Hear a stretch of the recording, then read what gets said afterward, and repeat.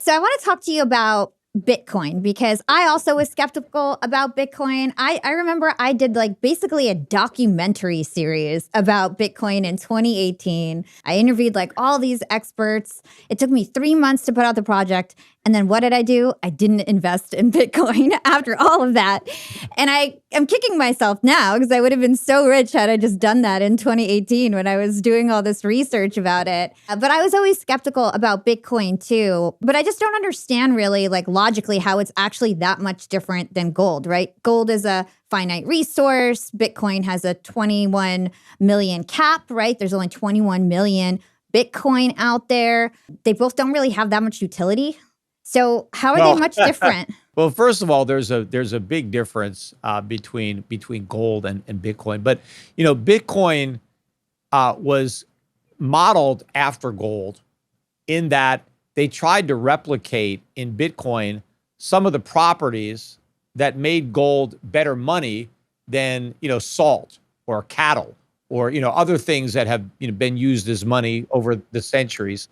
And so that's why Bitcoin is represented to look like a coin and its color is gold, right? It's not an accident that they chose gold, right? They wanted to make it look like gold.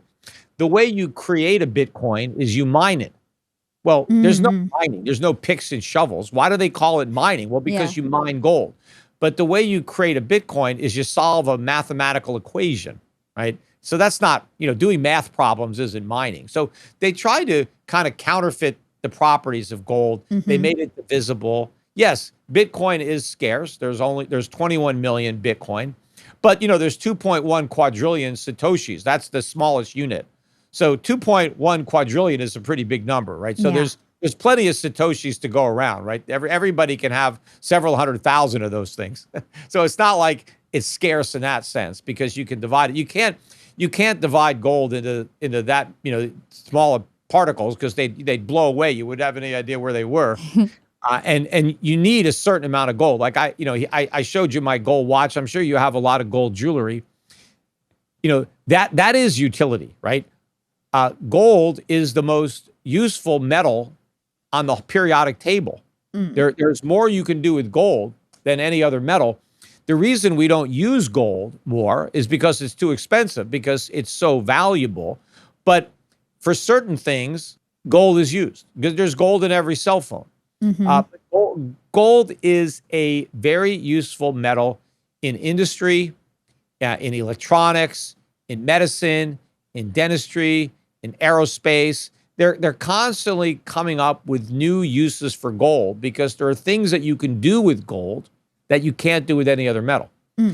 And so the reason that gold is a store of value is because unlike other metals, gold doesn't decay. It doesn't tarnish.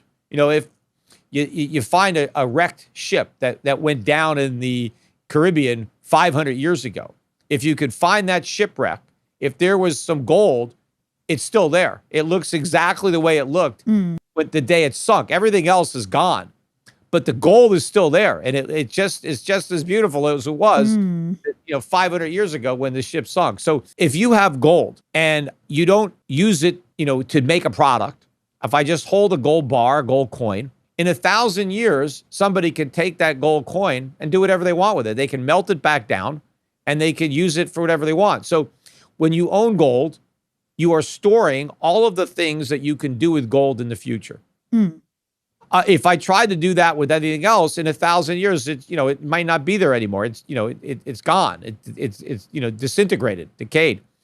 And gold is relatively inexpensive to store, for all the value that you pack into a small place. So Bitcoin isn't a store of value because it doesn't have any actual value. You don't do anything with the Bitcoin. Nobody does anything with Bitcoin. You just hold on to it.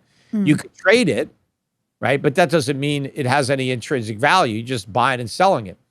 The person who buys it just turns around and sells it. No one does anything with it. Even if you don't do anything with the gold that you buy, somebody in the future could do something with that gold, and that's why it has value today. Bitcoin has a price, right? And price and value are two totally different things, right? And Bitcoin's price has gone up dramatically, since I first learned about it, when it was, under $10. But it doesn't have any more value. I mean, because the value is zero, really. But as long as people want to buy it, the price can keep going up. The problem is when people stop wanting to buy it, then the price crashes. And why do people want to buy Bitcoin? Because they think they're going to get rich. What's so special about Bitcoin? The only thing that's special about it is that it was the first one. And because it's the first one, it's got the most capacity behind it. You have a lot of Bitcoin miners that are out there. You have a bigger network that has been built up surrounding Bitcoin. But, that's today. Who knows what it's going to be like tomorrow with Bitcoin. And that, I mean, the first is never the best. I talked about cell phones. The first cell phone is not the cell phone that people use today. They made better cell phones. They made cheaper cell phones. The first car, the first television, I mean, those are antiquated at this point. So I think it's just a passing fad. Yeah, it's been around for 15 years or so, but it hasn't really been on most people's radar until the last 5 years or so. Yeah. Really, 2017, it kind of like showed up, and more people started to talk about it when it shot up to 20,000, out of nowhere, and then all of a sudden people started talking about it. So it hasn't really been around that long, but it's not money. It's not digital gold any more than an image of a hamburger is digital food, right? you can't eat an image of a hamburger, right? You can't use a picture of a Bitcoin to make jewelry or to conduct electricity or any of the things that gold is used for. You can't just substitute Bitcoin. Now, there are a lot of people that say, well, it's digital gold, but it's not digital anything. They confuse like digital music.